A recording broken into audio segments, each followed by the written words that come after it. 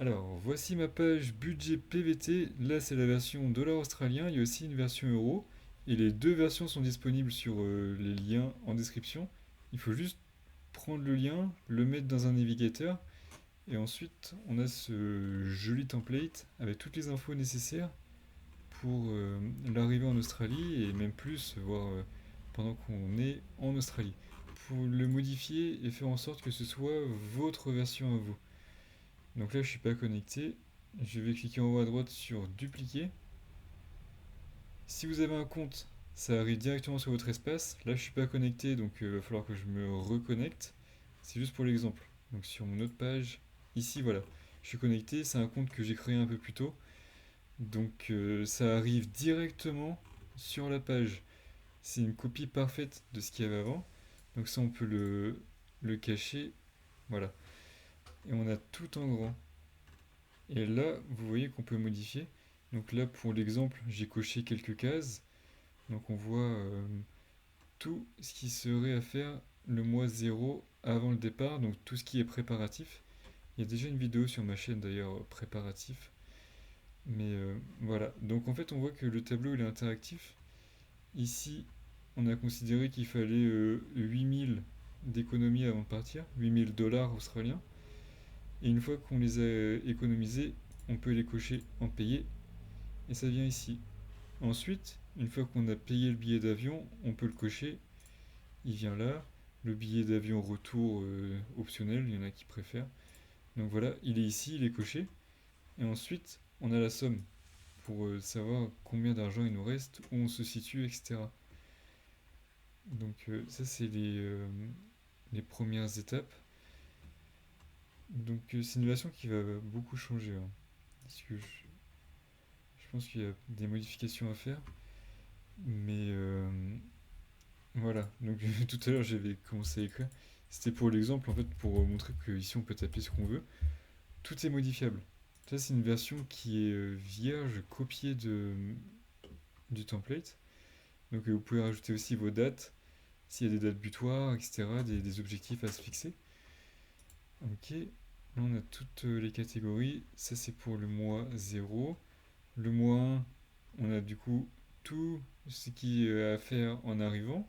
Donc tout ce qui concerne l'arrivée.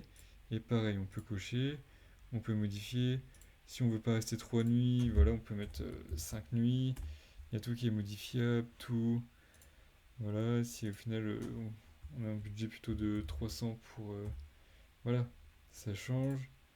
Et ici, on est en moins 300 parce qu'on n'a pas remis en compte les économies ou le salaire, si on trouve un salaire. Donc en fait, il y a deux catégories ici si vous voulez rajouter des cases.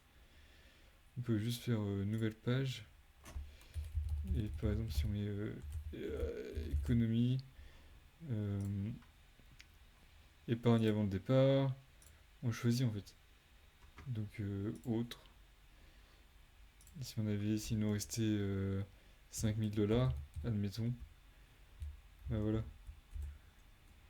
Voilà, je vais juste mettre 5000, hop, 5000 autres en revenu. Une fois qu'on les coche, voilà, comme ça notre somme elle est automatiquement modifiée. Et ensuite, si on le souhaite, on peut rajouter des choses en commentaire. Et donc ça, c'est pour les premiers mois. Et ensuite, pour tous les mois jusqu'à un an, j'ai mis la même base. Donc en fait, de manière générale, quand on est en Australie et partout d'ailleurs, on a notre salaire, nos dépenses fixes. Donc là, j'ai mis essence, transport. On a le loyer, les abonnements, les courses, etc. Et donc voilà, c'est sous le même principe, on peut cocher, décocher. Je sais qu'en Australie, il y a beaucoup de... On parle plus en semaines, mais bon, là j'ai mis par mois, c'est quelque chose qui peut être modifiable, notamment pour les salaires. Ça donne une idée.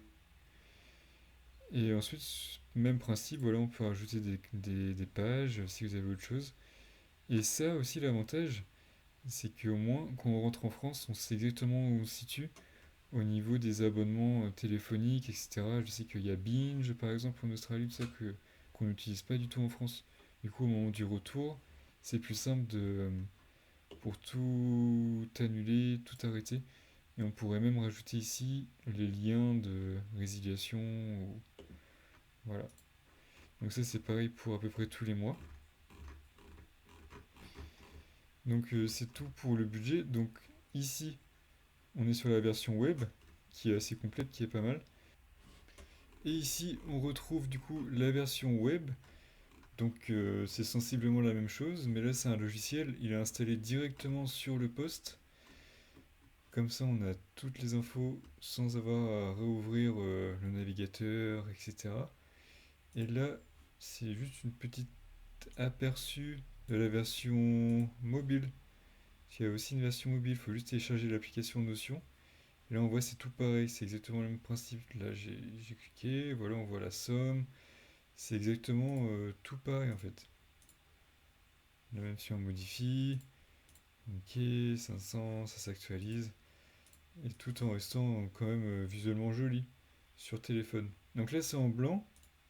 C'est en blanc sur le téléphone et c'est en noir sur mon logiciel et le navigateur. C'est en fait c'est dans les paramètres, il faut juste choisir si on peut faire le mode sombre ou le mode nuit. Donc en gros voilà comment gérer le budget. Donc il faut juste retenir que tout est modifiable, tout est ici et je vous souhaite bon courage à tout le monde et bon voyage.